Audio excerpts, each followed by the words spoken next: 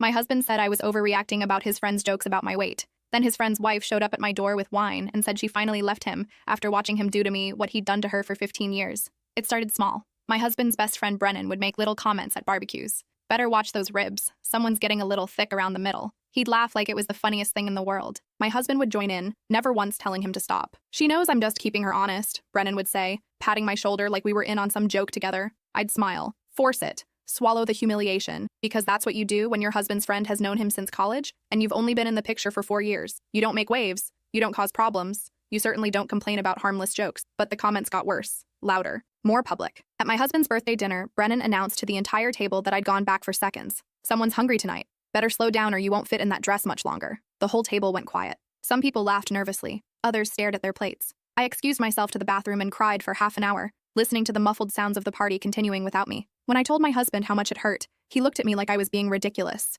That's just how Brennan is. He jokes around with everyone. It's his sense of humor. I asked him to name one other person Brennan made comments about. Just one example of him joking about someone else's appearance. My husband couldn't think of a single one. You're being too sensitive, he finally said. He doesn't mean anything by it. You're making this into something it's not. After that, I started declining invitations when I knew Brennan would be there. My husband got annoyed, started making passive-aggressive comments about how I was making things awkward for the group. Can't you just take a joke? Everyone thinks you're being weird about this. So I went, and I endured more comments about my portions, my clothing choices, whether I'd been hitting the gym lately, how I really should try that new diet his wife was on. The worst part wasn't even Brennan's comments. It was watching everyone else pretend they didn't hear them, the way conversations would continue like he hadn't just humiliated me, the way my husband would change the subject instead of defending me, the way I'd catch pitying looks from other women but no one ever said anything. We all just participated in this collective delusion that what was happening was normal and acceptable. I started dreading social events. Would spend hours beforehand trying to figure out what to wear that wouldn't prompt comments, what to eat that wouldn't draw attention, how to make myself as small and invisible as possible. I'd stand in front of my closet crying because nothing felt safe. Nothing felt like it would protect me from Brennan's observation. My husband noticed I'd gotten quieter at gatherings. You're not even trying anymore, he said once on the drive home. You just stand there looking miserable. It makes me look bad. I pointed out that maybe I was miserable because his best friend spent every gathering making comments about my body. God, are we really doing this again? He said. I thought you were over that. Over it. Like it was something that had happened once, and I just needed to move on. Not something that happened every single time we saw Brennan. Not something that was slowly eating away at my self-worth. At our last gathering, Brennan brought it up in front of his wife, Vanessa. Your wife's looking healthy these days, he told my husband with a smirk, using that word the way people do when they mean the opposite. Vanessa went completely still, her wine glass frozen halfway to her mouth. The way she looked at me in that moment, it wasn't judgment. It wasn't agreement with her husband. It was recognition. It was horror. She'd been quiet the whole evening. I'd noticed, but hadn't thought much of it. Vanessa was always quiet at these things, always hovering at the edges of conversations. I'd assumed she was just shy. Now I wondered if there was more to it. That was 2 weeks ago. Last night, my doorbell rang at 8 in the evening. I wasn't expecting anyone. I opened it to find Vanessa standing there with 2 bottles of wine and tears streaming down her face. Her eyes were red and swollen like she'd been crying for hours. Can I come in? She asked, her voice shaking. I need to talk to you, please. I let her inside. She sat on my couch, opened one of the bottles without asking for glasses, and took a long drink straight from it. Her hands were trembling. I left him, she said, this morning. Packed a bag while he was at work and I'm never going back. I'm sorry, I said, not sure what else to say. Are you okay? She laughed, but it was hollow and broken. No, but I will be, eventually. She looked at me with those same haunted eyes I'd seen at the barbecue, eyes that had seen too much and stayed silent too long. I need to tell you something. About Brennan. About what he's really like when no one else is watching. My stomach dropped. What do you mean? Vanessa took another long drink. Those jokes he makes about your weight? That's how it started with me too. 15 years ago when we first started dating. Little comments. Helpful suggestions. Observations about what I was eating. She told me everything. The whole story came pouring out like she'd been holding it in for years and finally found someone who might actually listen. How Brennan had been charming at first, funny and confident and attentive. How he'd started making little observations about what she ate. How those observations became suggestions about her workout routine. How the suggestions became rules she didn't remember agreeing to follow. I thought he was trying to help me look my best, Vanessa said, her voice cracking. He'd say things like,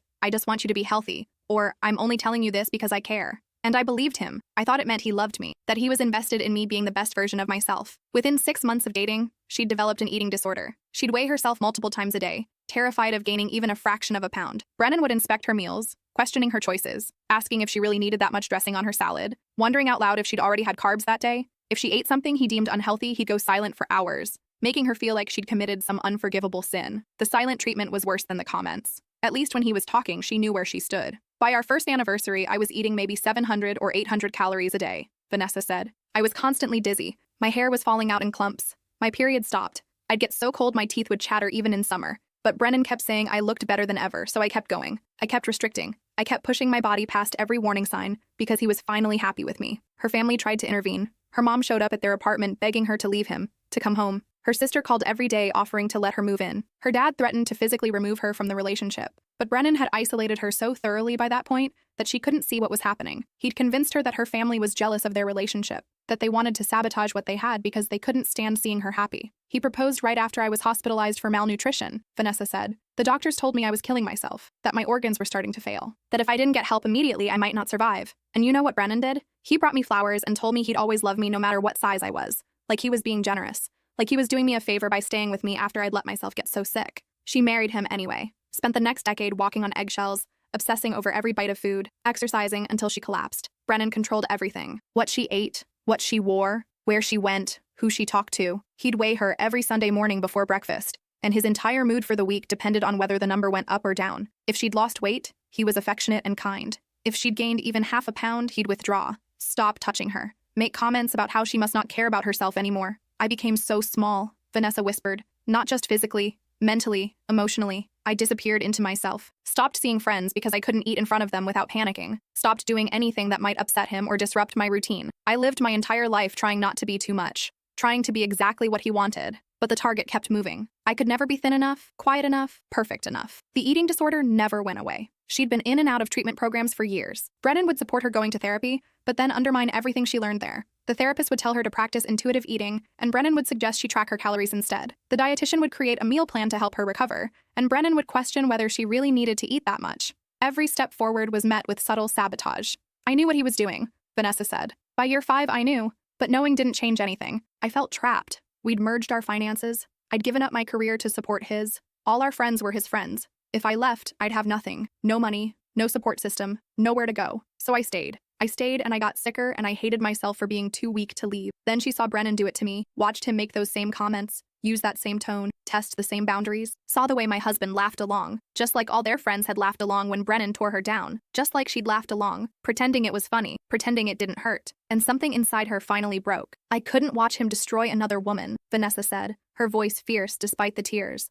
Not when I knew exactly where it would lead, not when I knew how it started. Those jokes you think are harmless? They're not. They're the foundation. He's testing you, seeing how much you'll tolerate, seeing if your husband will protect you. And when he realizes no one's going to stop him, it will get worse. It always gets worse. She'd spent the past 2 weeks planning her escape, opened a secret bank account at a different bank, one Brennan would never think to check, moved money little by little, small amounts he wouldn't notice missing, found an apartment across town through a friend's cousin, paying cash for the deposit, documented everything. Every cruel comment, every controlling behavior, every time he'd inspected her food, or checked the scale or made her feel worthless. She had recordings, screenshots, journal entries spanning years. She had a lawyer lined up and divorce papers ready to file first thing in the morning. I needed you to know, she said, looking at me with such intensity it hurt. What you're seeing now, the jokes, that's just the beginning. It gets so much worse. And your husband defending him, dismissing your feelings, making you doubt yourself, that's exactly what enabled Brennan to break me. They're friends because your husband is just like him. He just hasn't shown you his full capacity yet,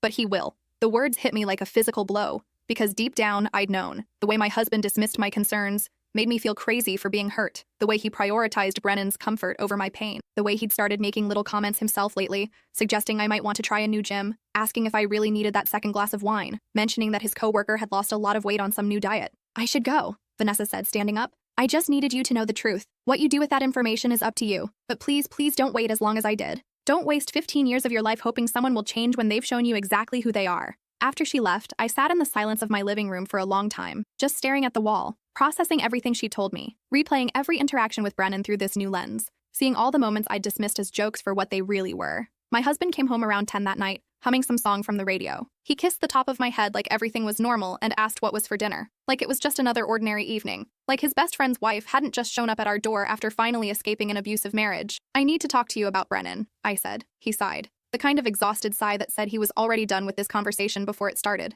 Not this again. I thought we moved past this. Vanessa left him. My husband froze, went completely still. What? When? This morning. She was here tonight. She told me everything. I watched the color drain from his face. Not concern for Vanessa. Not horror at what his friend had done. Just fear about what this meant for him. What did she tell you? About the eating disorder, the hospitalization, the abuse. How Brennan systematically destroyed her for 15 years. How you and all your friends watched it happen and did nothing. That's not fair. my husband said immediately, his voice defensive. We didn't know what was happening in their marriage. That's private. You can't expect us to police what happens behind closed doors. She was hospitalized. Her family tried to get her to leave. Everyone knew something was wrong, and everyone looked the other way because Brennan's your friend, and it was easier to pretend everything was fine than to admit you were enabling an abuser. My husband ran his hands through his hair, a gesture he always made when he was frustrated. Look, maybe Brennan took things too far with Vanessa. Maybe he has issues he needs to work on, but that doesn't mean he's some monster. And it definitely doesn't mean his jokes about you are the same thing. You're conflating two completely separate situations. Aren't they, though? I asked. Vanessa said it started exactly like this. Jokes in public, comments about food and exercise and appearance, making her feel like she needed to be smaller, quieter, less, taking up less space. And everyone around her, including her husband's friends, just laughed along, just enabled it, just made her feel crazy for being hurt by it. You're not Vanessa, my husband said firmly. You're stronger than that. You wouldn't let anyone do that to you. Vanessa was strong too, before Brennan. That's the whole point. It doesn't matter how strong you are when the person who's supposed to protect you won't stand up for you. When everyone around you is telling you that your pain isn't real, that you're overreacting, that you're too sensitive. Strength doesn't make you immune to abuse. It just makes you blame yourself more when it happens anyway. My husband's face hardened. So what? You want me to stop being friends with Brennan because his wife is upset and making accusations? That's not fair to him. He's going through a divorce. He needs his friends right now. I'm not going to abandon him based on one side of the story. I stared at my husband, really looked at him, saw the man who'd rather protect his friend than believe his wife, the man who'd spent months dismissing my pain as oversensitivity, the man who'd slowly started making his own comments, testing the waters to see what he could get away with, the man who was showing me exactly who he'd be if I stayed. She told me something else, I said quietly. She said you're just like him. That's why you're friends. Birds of a feather. And she's right, isn't she? That's ridiculous. Is it? When was the last time you defended me when Brennan made a comment? When was the last time you told him to stop, to back off, to show me basic respect? Silence. When was the last time you made me feel beautiful instead of like I need to be fixed? I pressed. When was the last time you looked at me like I was enough exactly as I am? More silence. Get out, I said. My husband laughed, actually laughed, like I told the funniest joke he'd heard all day. What? Get out. Go stay at Brennan's. I'm sure he has room now that Vanessa's gone. You two can comfort each other about how your wives are just too sensitive, how you did nothing wrong, how you're the real victims here. You're being insane right now. No, I said, my voice steady. I'm being clear for the first time in months. Get out of my house. Our house, my husband corrected. I'm on the mortgage too. You can't just kick me out. Then I'll leave. But I'm not spending another night under the same roof as someone who thinks it's okay to let his friend tear me down, who thinks that's just jokes,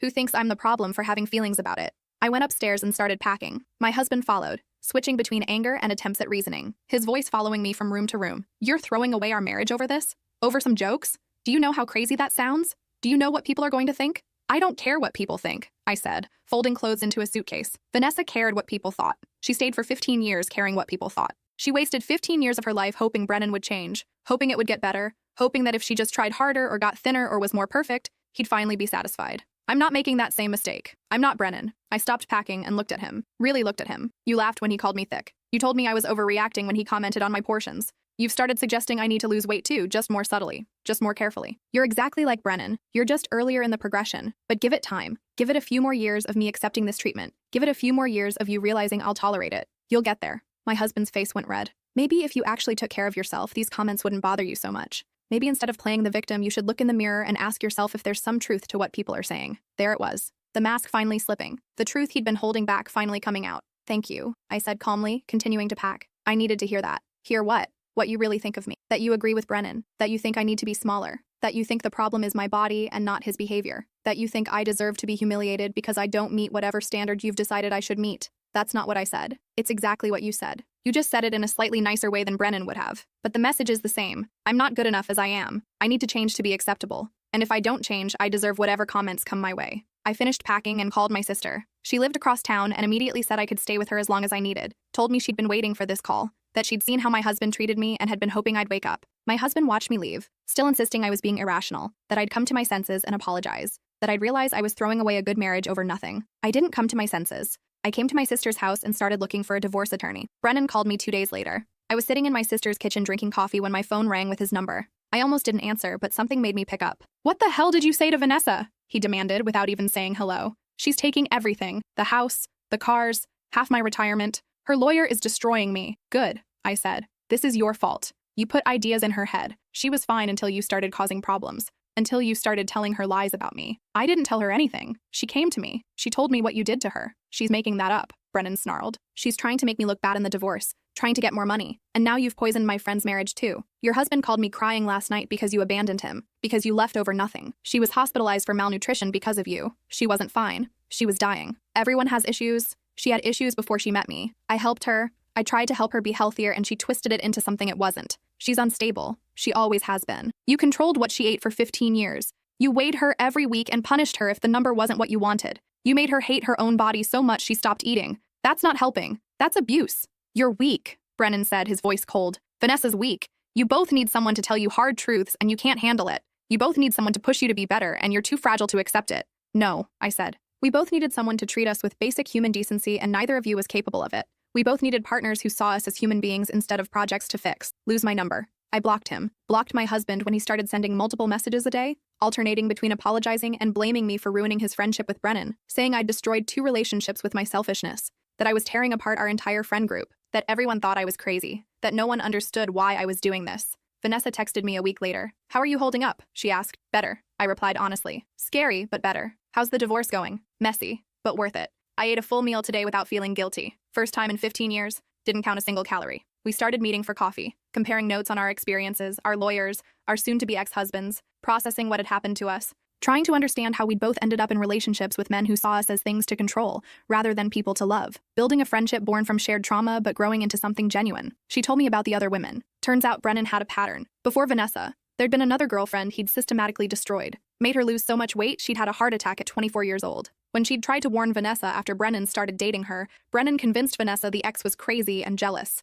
told her the ex was obsessed with him and couldn't handle that he'd moved on, and Vanessa had believed him. There's a trail of broken women behind him, Vanessa said. All of them tried to warn the next one. None of them were believed, because Brennan's charming. He knows how to make himself look like the victim, how to make us look unstable and vindictive. We decided to do something about it. Started a group chat with Brennan's exes that Vanessa tracked down through old photos and social media. 5 women total, spanning 20 years. Each one had a similar story. Each one had tried to warn the others. Each one had been dismissed as a jealous ex. The jokes that became criticism, the criticism that became control, the control that became abuse. We compiled everything. Screenshots of messages. Medical records showing hospitalization for eating disorders. Testimony from friends and family members who'd witnessed the abuse. Statements from therapists. Financial records showing how Brennan had controlled their money. Built a case so thorough and so damning that Brennan's lawyer advised him to settle rather than go to trial and have everything become public record. Vanessa got everything in the divorce. The house, the cars, his retirement fund, substantial alimony. The judge's orders were based on documented abuse, financial manipulation, and what he called a pattern of predatory behavior.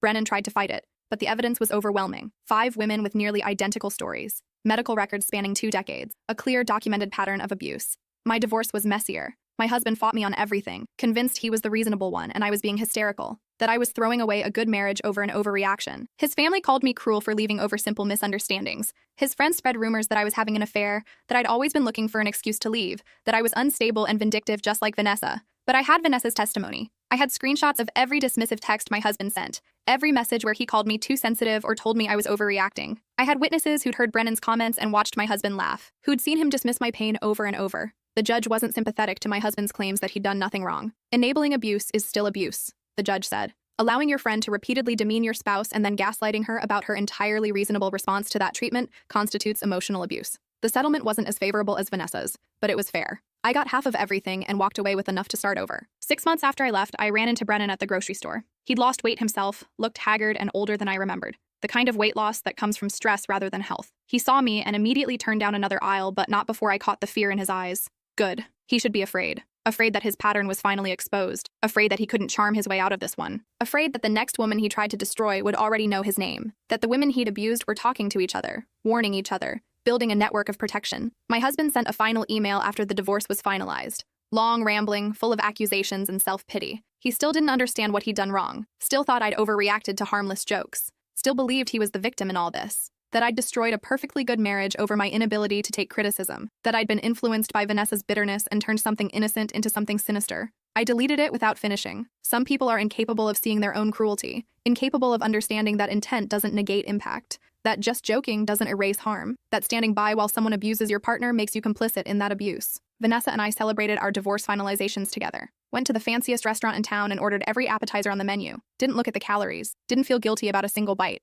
Toasted to new beginnings and never shrinking ourselves for men who saw kindness as weakness. Do you regret marrying him? I asked her. Spending those years with him? Vanessa thought about it for a long time. I regret staying as long as I did. I regret all the years I wasted hating my own body. I regret believing him when he said he was helping me, but I don't regret leaving, and I don't regret helping you leave too. Maybe that was the whole point. Maybe I went through all that so I could recognize what was happening to you and actually do something about it. So one woman would listen when I told her to run. We've been friends for 2 years now. Real friends. Not just trauma bonded. She's gained back the weight she'd lost. Got her period back after more than a decade without it. Started therapy and spent hours unpacking 15 years of damage. She's in a treatment program for her eating disorder, doing the real work this time without someone undermining it. Met someone new who treats her like she's precious instead of like she's a project to fix. Who gets angry on her behalf when she tells him stories about Brennan. Who tells her she's beautiful at every size. I'm still single. Working on myself, figuring out who I am without someone constantly suggesting who I should be. It's harder than I expected. Took me months to eat in front of people without calculating calories in my head. Hearing Brennan's voice critiquing my choices.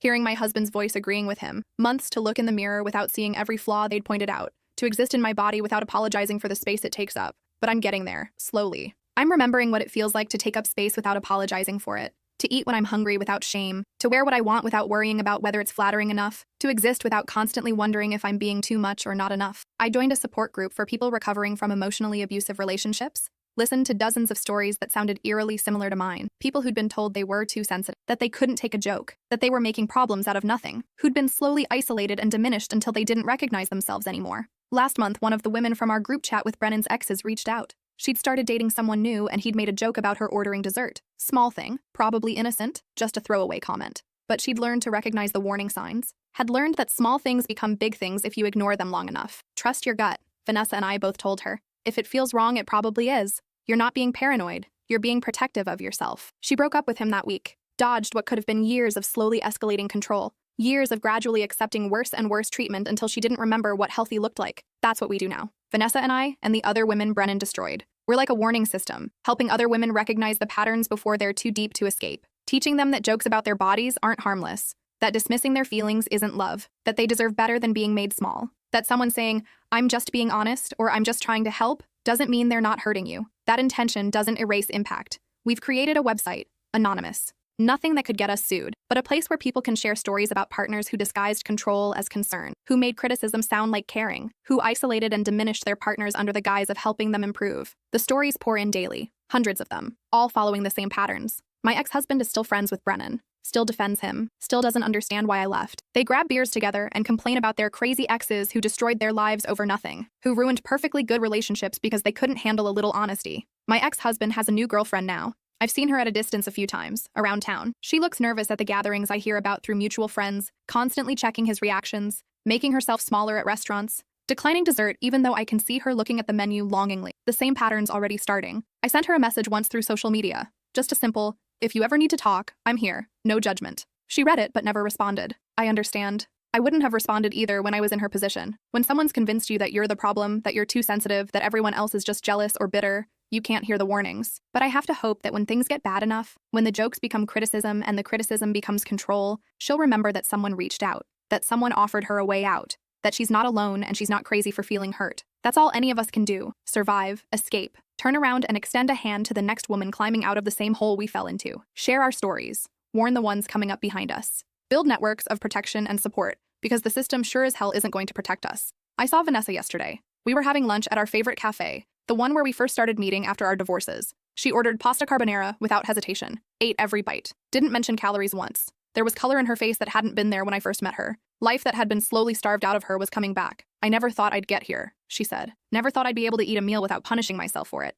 Never thought I'd look in the mirror and not hate what I saw. But you did," I said. "You got out. You did the work." "We got out," she corrected. "I couldn't have left if I hadn't seen Brennan doing it to you. If I hadn't realized that staying meant watching another woman go through what I'd gone through. That was the final straw. Not what he did to me, what he did to you." We sat in comfortable silence for a while. Two women who'd survived relationships with men who saw them as things to control rather than people to love, who'd built themselves back up from the rubble those men had left behind. My ex-husband called last week. First time in over a year. I almost didn't answer, but curiosity got the better of me. "I miss you," he said. "I made mistakes. I see that now. Can we talk about trying again?" "What changed?" I asked. "My girlfriend left me. She said I was controlling, that I made her feel terrible about herself. It made me think about what you said, about how I treated you. So you only realized you were wrong after another woman left you for the same reasons I did?" Silence. "I'm not interested in being your redemption arc," I said. "I'm not interested in watching you try to prove you've changed while gradually falling back into the same patterns. Work on yourself if you want to. Go to therapy. Actually do the work. But do it for yourself and for the women you'll date in the future. Not for me. We're done. I hung up before he could respond. Blocked the number. Vanessa was proud when I told her. Said I'd come a long way from the woman who used to apologize for taking up space. She's right. I have come a long way. I don't apologize for ordering what I want anymore. Don't make myself smaller to make others comfortable. Don't tolerate disrespect disguised as jokes. Don't accept gaslighting wrapped up as concern. I know my worth now. Know that I deserve basic human decency. That wanting to be treated with respect isn't asking for too much. That my feelings matter even if someone else thinks they're unreasonable. My husband said I was overreacting about his friend's jokes about my weight. He was wrong. I wasn't overreacting. If anything, I'd underreacted for months. I'd tolerated treatment no one should tolerate. I'd made myself small to avoid conflict. I'd accepted crumbs of respect and called it love. I was reacting exactly right when I finally left. I just wish I'd reacted sooner. But I'm grateful I reacted at all. Grateful Vanessa showed up at my door that night and told me the truth. Grateful I listened. Grateful I got out before years became decades. And I'm grateful I can be that person for someone else now. The one who shows up with wine and truth. The one who says you're not crazy, you're not too sensitive, you deserve better. The one who helps them escape before they waste 15 years learning that lesson the hard way.